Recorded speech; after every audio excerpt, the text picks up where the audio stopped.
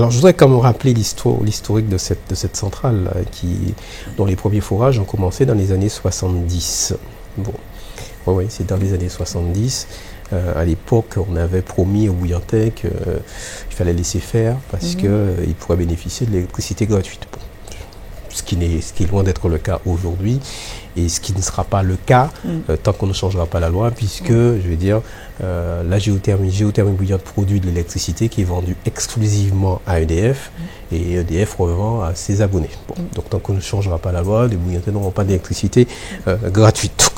Donc c'était un c'est quand même difficile de faire savoir, de dire ces choses-là et ensuite... écoutez, à un certain moment, bon, pour faire passer certaines choses, on dit certaines choses. Peut-être que les gens qui l'avaient dit à l'époque l'avaient dit de bonne foi, hein, mais bon, il se trouve que les textes ne permettent pas, donc je ne fais que rappeler ça, puisque de temps en temps, j'ai quand même des gens qui me disent « Ouais, on nous avait dit qu'on aurait l'électricité gratuite et que c'est toujours pas le cas. » Donc je leur explique que j'aurais bien voulu, mais en tout cas, ce n'est pas possible dans l'état actuel du droit.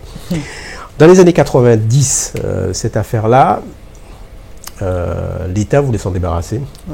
Il voulait arrêter la production, puisque personne n'y croyait à l'époque. Et nous, à Bouillante, moi je suis arrivé à Bouillante en tant qu'élu adjoint au maire en 95, jeune élu, aux côtés de Philippe Choulette. On s'est battu, on a dit il n'est pas question que la géothermie s'arrête à Bouillante, puisqu'à l'époque, EDF voulait en faire un musée.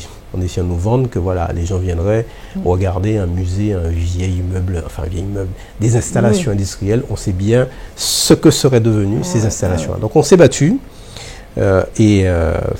force de sacrifice, puisqu'il a fallu qu'on fasse des exonérations de taxes professionnelles pour cette entreprise-là. À l'époque, Philippe Choulette était député, donc il a pu obtenir de la défiscalisation.